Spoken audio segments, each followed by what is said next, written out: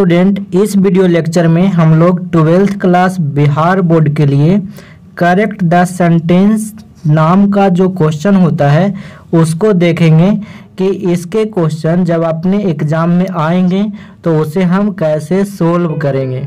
तो चलिए शुरू करते हैं। और मैंने आपको टेलीग्राम पे पोल किया था, तो उसमें बहुत से ऐसे स्टूडेंट हैं जिन्होंने ये बताया था कि ग्रामर का ऑब्जेक्टिव क्वेश्चन चैप्टर वाइज करवा दीजिए। तो उसी सीरीज को आगे बढ़ाते हुए इस वीडियो को मैं ला रहा हूँ। तो अगर आप भी टेलीग्राम चैनल को ज्वाइन करते हैं तो यहाँ पे आपको बहुत सारे PDF और इस तरह के पोल में आप भाग ले सकेंगे। तो इस टेलीग्राम चैनल का लिंक वीडियो के डिस्क्रिप्शन बॉक्स में मिल जाएगा।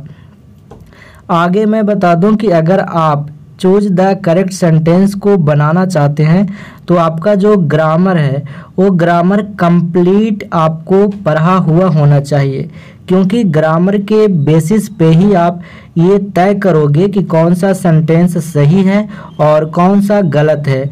तो मैं इस चैनल पे ग्रामर पूरा पढ़ा चुका हूँ जो कि बिहार बोर्ड से रिलेटेड है, मतलब बिहार बोर्ड का कंप्लीट ग्रामर पढ़ा चुका हूँ। तो उन वीडियोज़ को ज़रूर देखिए, या तो आप प्लेलिस्ट चेक कर लीजिए या फिर डिस्क्रिप्शन बॉक्स में सारे चैप्टर का लिंक आपको मिल जाएगा। अब चलिए इस टॉपिक को कंटिन्यू करते हैं। तो यहाँ पे देखिए कह रहा है कि आप करेक्ट सेंटेंस को बताइए। तो जब भी आपके एग्जाम में इस तरह के क्वेश्चन आते हैं तो आपको चारों ऑप्शन को देखना होता है कि कौन सा सेंटेंस सही है।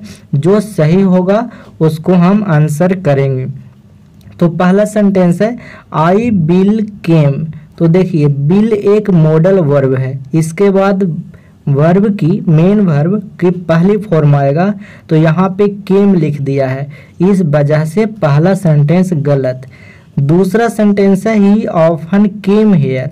तो मैंने आपको टेंस में पढ़ाया है कि ऑफन का प्रयोग प्रेजेंट इंडेफिनिट में, तो प्रेजेंट इंडेफिनिट में वर्ब की पहली फॉर्म या वर्ब की पांचवी फॉर्म, लेकिन यहाँ पे केम लिखा हुआ है जो कि वर्ब की दूसरी फॉर्म है, तो इस वजह से ये सेंटेंस भी गलत। तीसरा सेंटेंस है दे हैव डिड। तो आपको पता है हैव के बाद वर्ब की तीसरी फॉर्म, तो यहाँ पे डिड की जगह पे डन आना चाहिए, तो इस वजह से ये तीसरा सेंटेंस गलत हुआ। और चौथा सेंटेंस आपका बिल्कुल सही है। देखिए हैव के बाद V3 लिखा गया है और ये सेंटेंस पूरी तरह से सही है, you have done this work. दूसरा क्वेश्चन है, अब मैं क्या कर रहा हूँ, जो अभी हाल के जो एग्ज़ाम हुए हैं ना उसमें जो क्वेश्चन पूछे गए हैं उसको करवा दे रहा हूँ, उसके बाद और सारे क्वेश्चन देखेंगे। तो यहाँ पे क्वेश्चन कह रहा है कि करेक्ट सेंटेंस को बताइए।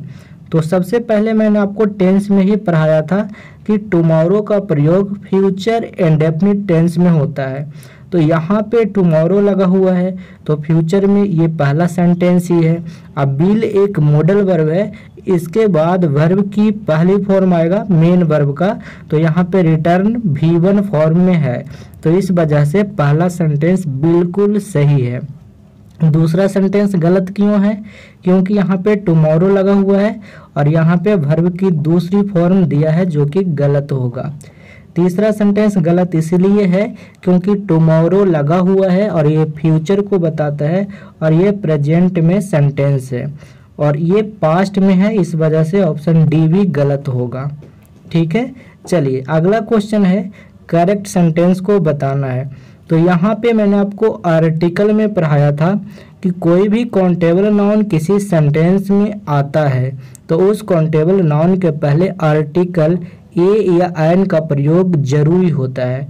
तो यहाँ पे क्वेश्चन है व्हिच केम फर्स्ट, चिकन और एग। अब यहाँ पे करेक्ट कौन पहले आया, चिकन आया कि एग आया। तो आप चिकन और एग को गिन सकते हो ना, तो गिन सकते हो तो इसके पहले आर्टिकल का प्रयोग होना चाहिए जो कि नहीं है, तो ये गलत हो गया। दूसरा ऑप्शन देखिए, दूसरा ऑप्शन में चिकन के पहले ए का प्रयोग किया गया है और एग के पहले एन का प्रयोग किया गया है, मतलब आर्टिकल सही प्रयोग किया गया है, तो ऑप्शन बी बिल्कुल सही होगा।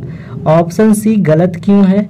क्योंकि दोनों के पहले आर्टिकल का प्रयोग तो हुआ है, लेकिन आर्टिकल द का प्रयोग हुआ है। तो मैंने आपको बताया था कि आर्टिकल द का प्रयोग तभी करते हैं जब कोई खास को बताना होता है। तो आपको पता है कौन सी मुर्गी और कौन सी अंडे की बात हो रही है? नहीं ना, कोई खास की बात नहीं हो रही है। तो इस वजह से ऑप्शन 3 भी गलत। और ऑप्शन डी में चिकन के पहले एन लगा दिया है, तो ये तो गलत है। आर्टिकल ए होना चाहिए ना चिकन के पहले। क्यों? क्योंकि इसका साउंड कॉन्सोनेंट साउंड है। चलिए अगला क्वेश्चन कह रहा है कि इनकरेक्ट को बताना है। मतलब यहाँ पे ध्यान दीजिए, यहाँ पे गलती वाला सेंटेंस आपका आंसर होगा, क्योंकि क्वेश्चन में ही बोला है कि इनकरेक्ट जो है ना गलत, उसको बताइए। तो पहला सेंटेंस है होली फॉल्स इन मार्च। तो होली मार्च में आती है, ये सेंटेंस तो सही है, तो ये आंसर नहीं होगा। हमें गलत वाला आंसर करना है। Do you like cricket? क्या आप क्रिकेट पसंद करते हो? तो ये भी बिल्कुल सही है।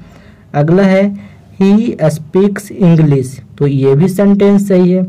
लेकिन ऑप्शन डी में मैंने आपको नाउन में ही पढ़ाया था कि जो डियर है ना, ये हिरन वाला, ये सिंगुलर और प्लूरल दोनों एक ही होता है, और इसमें हम एस नहीं लगाते हैं, मतलब लास्ट में एस का प्रयोग नहीं करते हैं।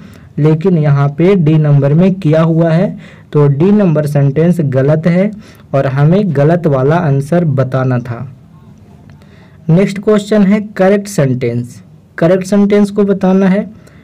तो देखिए यहाँ पे जो सही है ऑप्शन सी है, you can vote till you are 18। कहता है कि जब तक तुम 18 साल के नहीं होगे वोट नहीं दोगे, या फिर आप वोट तब कर सकते हो जब आप 18 साल के हों।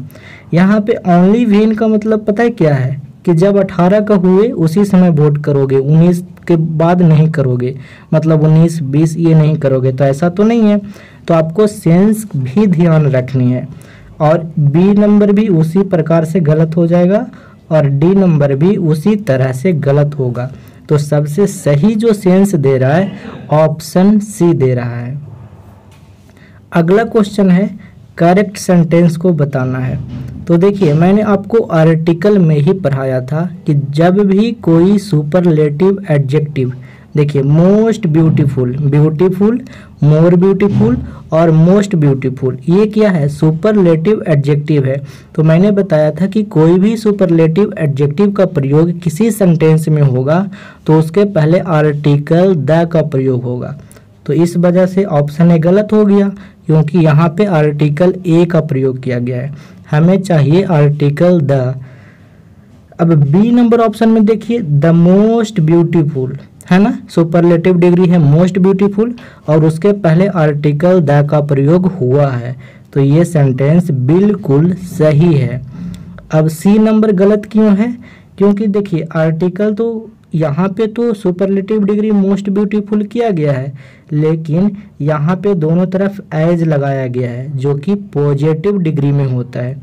तो जब आप पॉजिटिव डिग्री यूज कर रहे हो तो मोस्ट ब्यूटीफुल क्यों? सिर्फ ब्यूटीफुल होना चाहिए ना। और अगर आप मोस्ट ब्यूटीफुल यूज कर रहे हो तो एज क्यों? तो ये गलत है तीसरा सेंटेंस। चौथा सेंटेंस क्यों गलत है? क्योंकि मोर ब्यूटीफुल के पहले द का प्रयोग हुआ है, तो ऐसा नहीं होता है। मोस्ट ब्यूटीफुल के पहले द का प्रयोग, यानी सुपरलेटिव एडजेक्टिव के पहले द का प्रयोग करेंगे। अगला क्वेश्चन है, इसमें भी आपको सही सेंटेंस बताना है, और मैंने ये वाला रूल आपको सिंटेक्स में पढ़ाया है। तो कहता है वन ऑफ माई फ्रेंड्स। तो देखिए पहले मैं आपको रूल बता देता हूँ। मैंने पढ़ाया था कि वन ऑफ के बाद प्लूरल नाउन और सिंगुलर वर्ब आएगा। मैंने पढ़ाया था ना कि वन ऑफ के बाद प्लूरल नाउन और सिंगुलर वर्ब आएगा। तो यहाँ पे ऑप्शन बी सही है उस रूल के अनुसार। देखिए वन ऑफ के बाद प्लूरल नाउन माई फ्रेंड्स आ रहा है ना, और सिंगुलर वर्ब हैज आ रहा है, और हैज के बाद हमें वर्ब की तीसरी फॉर्म चाहिए जो कि कम है। याद रखिएगा कम का तीसरा फॉर्म कम ही होता है, ठीक है।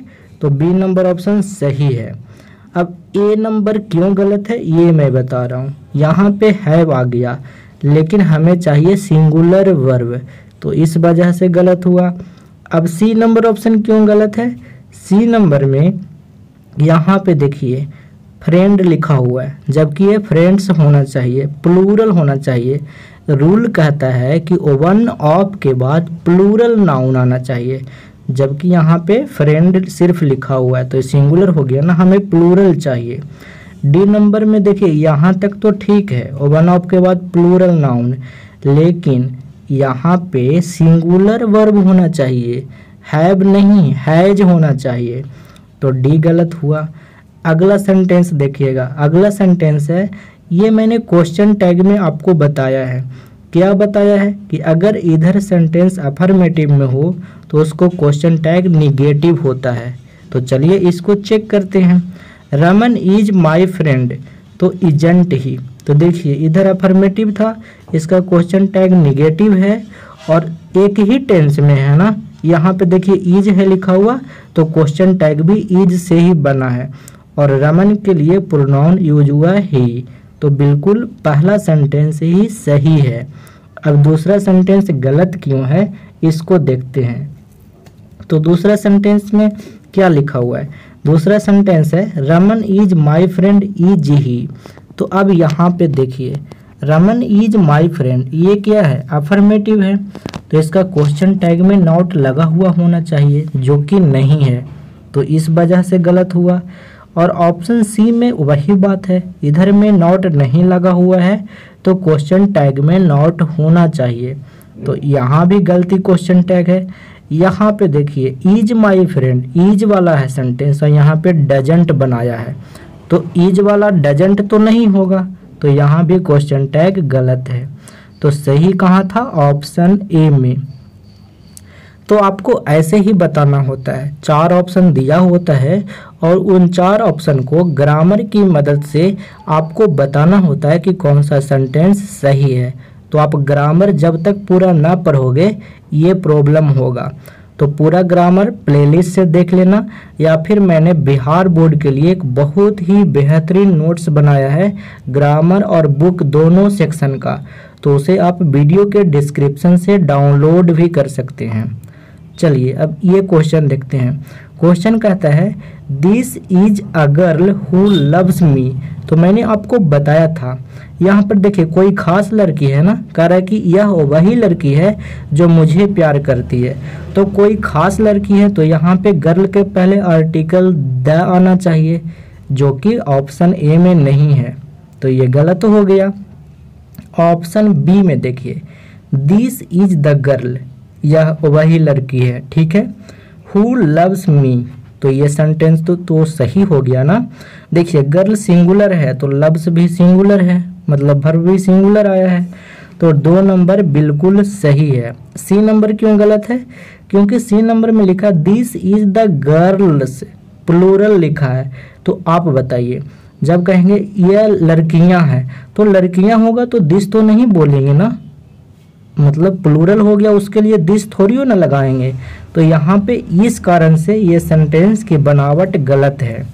ऑप्शन डी देखिए दिस इज अ गर्ल, फिर यहाँ पे ए लगाया हुआ है गर्ल के पहले, हमें चाहिए गर्ल के पहले आर्टिकल द, ये मैंने आपको आर्टिकल वाला चैप्टर में डिटेल में बताया है, तो डी नंबर भी गलत हो गया।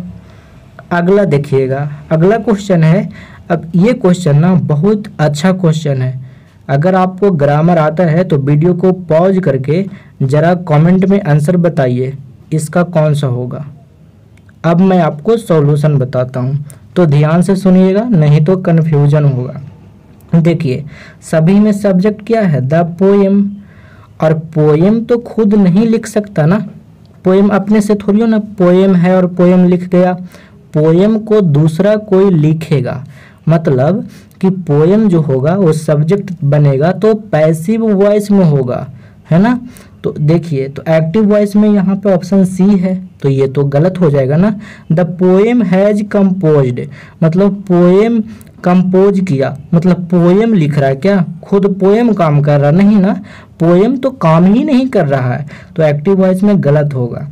अब देखिए ऑप्शन ए कहता है the poem has been written, तो पोएम को लिखा नहीं जाता है, पोएम को कंपोज किया जाता है।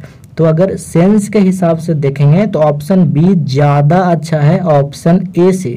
तो यहाँ पे क्या लिखा हुआ है, the poem has been composed, मतलब कविता कंपोज किया गया है ना। बिल्कुल सही सेंस और सही ग्रामर ऑप्शन बी में लग रही है। ऑप्शन डी क्यों गलत है, क्योंकि पोएम सिंगुलर है और यहाँ पे हैव लगाया है, जबकि यहाँ पे हैज आना चाहिए, सिंगुलर आना चाहिए। चलिए नेक्स्ट बताइएगा, पॉज करके बताइए कौन सा सही है। चलिए मैं आपको बता रहा हूँ। सबसे पहली बात तो आपको यहाँ पे हैज के बाद भी3 चाहिए, है ना। और मैंने आपको अभी कुछ देर पहले बताया है कि कम का भी3 कम ही होता है, मैंने बताया है ना।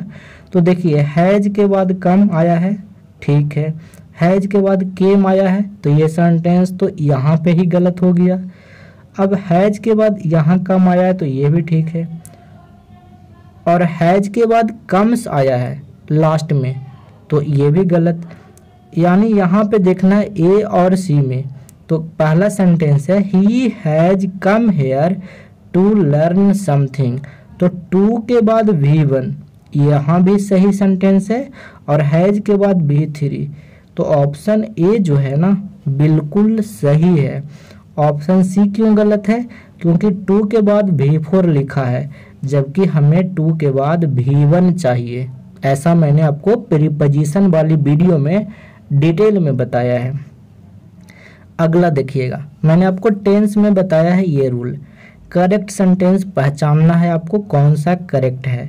तो मैंने पढ़ाया है कि नो हाउ टू होता है, जब भी नो या नोज होता है तो हाउ टू होता है, तो इसमें हाउ टू तो है नहीं, तो गलत। इसमें देखिए does not knows, D number option को देखिए, डज नॉट नो होना चाहिए ना, लेकिन नो में एस लगा हुआ है, तो डी भी गलत। अब सी को देखिएगा, he does not know to speak English, तो यहाँ पे तो हाउ टू नहीं लगा हुआ है, इस वजह से गलत। तो ऑप्शन बी आपका सही आंसर है। अगला सेंटेंस, इसको पॉज करके बताइए। चलिए मैं अब बताता हूँ। मैंने आपको प्रीपोजिशन वाली वीडियो में बताया है कि जब भी कोई काम किसी चीज़ के साधन से, किसी चीज़ के मदद से होता है, तब आप विथ प्रीपोजिशन का प्रयोग करते हैं। तो चलिए देखते हैं कौन सही है। He can write a letter by pencil, वह पेंसिल के द्वारा लिख सकता है, तो ये गलत है, बाई पेंसिल नहीं, विथ अ पेंसिल होना चाहिए। तो यहाँ पे ऑप्शन सी आपका सही होगा, he can write a letter with a pencil, वह एक पत्र लिख सकता है एक पेंसिल की मदद से। अब देखिए, अब कुछ लोग को लग रहा होगा कि बी ऑप्शन भी होगा, तो ध्यान दीजिए, मैंने आपको अभी कुछ देर पहले बताया है कि जब भी कोई काउंटेबल नाउन होगा तो उसके पहले आर्टिकल लगेगा। तो एक बार में आप एक ही पेंसिल से लिखोगे ना, मतलब पेंसिल को गिन सकते हो ना, तो ए पेंसिल आना चाहिए, जो कि ऑप्शन बी में नहीं है। और ऑप्शन डी में फ्रॉम लगा हुआ है, जो कि प्रीपोजिशन गलत है। तो ऑप्शन जो सी है ना वो सही है। अगला क्वेश्चन देखिएगा। अब ये क्वेश्चन भी बहुत लाजवाब है, तो ज़रा इसको भी बताइए, पॉज करके बताइए। चलिए मैं आपको अब बता रहा हूँ। My mother helps the poor, तो माई मदर सिंगुलर है, तो हेल्प्स आएगा, सिंगुलर आएगा, यहाँ तक तो ठीक है। और द पुअर्स, यहाँ पे द पुअर्स गलत है। मैंने आपको पढ़ाया है आर्टिकल में कि जब कोई भी एडजेक्टिव के पहले आर्टिकल द का प्रयोग होता है तो वो आर्टिकल, वो एडजेक्टिव प्लूरल कॉमन नाउन में चेंज हो जाता है, तो वहाँ तक तो ठीक है। लेकिन पुअर के बाद एस नहीं लगेगा, पुअर्स नहीं होगा, तो यहाँ पे ये बनावट गलत है। अब आगे देखिए, यहाँ ये गलत हो गया। ऑप्शन बी में देखिए, my mother helps the poor, मेरी माँ गरीबों की मदद करती है, तो यहाँ पे माई मदर के अनुसार हेल्प्स भी ठीक है और द पुअर भी ठीक है। यहाँ पे द पुअर का मतलब है गरीब लोग, मैंने आपको आर्टिकल में डिटेल में पढ़ाया है। अब यहाँ पे बता दूँ, देखिए जब कोई भी एडजेक्टिव होगा ना और एडजेक्टिव के पहले द का प्रयोग हो जाएगा तो इसका मतलब होता है कि वो जो एडजेक्टिव है वो प्लूरल कॉमन नाउन में चेंज हो जाता है। मतलब द पुअर का मतलब हो जाएगा गरीब लोग, है ना। तो यहाँ पे बी नंबर ऑप्शन सही है। सी नंबर क्यों गलत है? क्योंकि माई मदर सिंगुलर है और यहाँ पे हेल्प लिखा है। यहाँ पे हमें चाहिए हेल्प से एस लगा हुआ होना चाहिए। अब डी नंबर क्यों गलत है? माई मदर हेल्प, देखिए फिर हेल्प लिखा हुआ है, हमें हेल्प्स चाहिए ना माई मदर के अनुसार, तो हेल्प्स होगा। तो सी और डी इसलिए गलत। अगला क्वेश्चन है दिस इज द बॉय। देखिए अभी वही जो गर्ल वाला भी करवाया था, तो this is the boy, this is the boy, this is the boy और दिस इज द बॉय, चारों ऑप्शन में यहाँ तक तो बिल्कुल सही है। अब आगे बताता हूँ। आगे मैंने उसी चैप्टर में पढ़ाया था कि जब कोई सजीव और मानव हो तो उसके लिए हम रिलेटिव प्रोनाउन हु का प्रयोग करते हैं। तो डैड तो होगा नहीं और बीच तो होगा नहीं, तो दो ऑप्शन तो छट गए। अब हमें बचा है ऑप्शन ए और ऑप्शन डी। तो मैंने आपको पढ़ाया था, देखिए यहाँ पे this is the boy, boy singular है ना, तो सिंगुलर के लिए आगे सिंगुलर भरवाएगा, मतलब हेल्प्स आएगा। तो यहाँ पे ऑप्शन डी में हेल्प्स है, तो ऑप्शन डी सही है। ऑप्शन ए में हेल्प लिखा हुआ है, तो आप बताइए बॉय सिंगुलर है तो प्रेजेंट इंडेफिनिट के अनुसार हेल्प होगा नहीं ना, हेल्प्स होगा।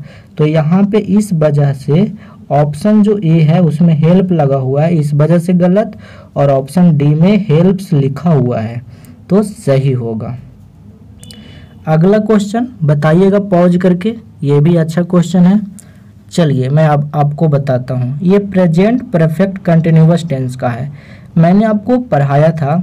यहाँ तक तो देखिए मैंने पढ़ाया था क्या कि जो बेटिंग होता है ना, बेट जो वर्ब होता है ये अपने बाद फॉर प्रीपोजिशन लेता है। तो देखिए यहाँ पे बेटिंग टू है तो गलत हो गया ना, बेट के बाद हमें फॉर आना चाहिए, तो ऑप्शन डी गलत। अब यहाँ पे तीनों ऑप्शन में फॉर लगा हुआ है, बाकी के जो तीन ऑप्शन बचे उसमें। तो मैंने एक रूल और पढ़ाया था कि फॉर का प्रयोग किसके लिए होता है। फॉर का प्रयोग हम लोग करते हैं नेम ऑफ, नहीं, फॉर का प्रयोग हम लोग करते हैं लेंथ ऑफ टाइम के लिए। आपने बचपन में पढ़ा होगा कि फॉर का प्रयोग हम लोग करते हैं पीरियड ऑफ टाइम के लिए, और सिंस का प्रयोग करते हैं पॉइंट ऑफ टाइम के लिए, पढ़ा है ना। तो उसी से यहाँ पे देखिए, यहाँ पे फ्रॉम तो होगा नहीं क्योंकि फ्रॉम फ्यूचर में होता है। अब सिंस भी नहीं होगा क्योंकि बरसों से, ये क्या है, ये पीरियड है ना, ये लेंथ है समय का। तो इस वजह से यहाँ पे हम क्या करेंगे, फॉर करेंगे। तो ऑप्शन डी आपका सही है। एक बार फिर बता दे रहा हूँ, बेटिंग के बाद फॉर आया, सही है। अब बरसों से के लिए फॉर आया है, ये भी सही है, यानी ऑप्शन सी सही है। सिंस नहीं होगा, फ्रॉम नहीं होगा और यहाँ पे टू नहीं होगा।